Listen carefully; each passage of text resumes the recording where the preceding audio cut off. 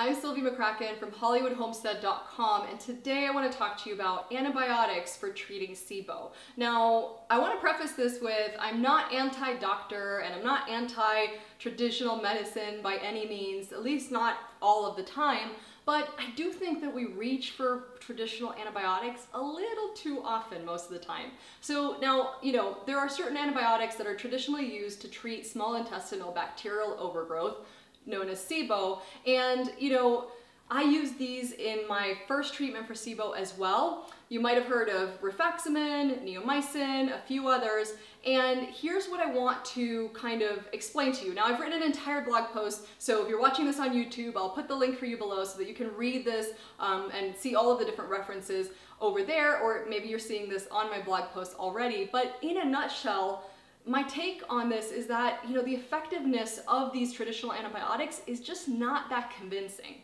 So here's when I would do antibiotics, traditional antibiotics for SIBO, and when I wouldn't.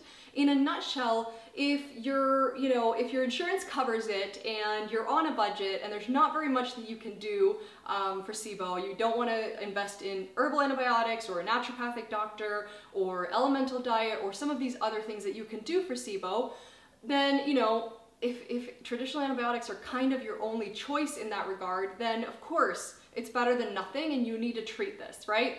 But the other thing to keep in mind is what I didn't know when I did my first course of traditional antibiotics. What I didn't really know, I didn't know how to interpret these lab tests myself, and I later learned that my lab tests were so off the charts. I had such a severe case of SIBO that one course of antibiotics was never going to cut it. So of course I had what's very common with SIBO, which is recurrence, which simply means SIBO coming back. And at that point, not only had I spent all this money on traditional antibiotics, I did not have insurance, so it was quite a bit of money. I spent money on testing, which was kind of pointless because of course SIBO is not going to go away with that one course. And then of course I had to go ahead and invest in the other treatments that I eventually used to treat my SIBO. Now I'm going to put links to those below as well so that you can read on some of the other things that you can do for SIBO, some of the alternatives like herbal antibiotics and also elemental diet, two of the things which really did help me eradicate SIBO once and for all. So again, to recap, if you have a severe case of SIBO, I don't know that I would recommend traditional antibiotics.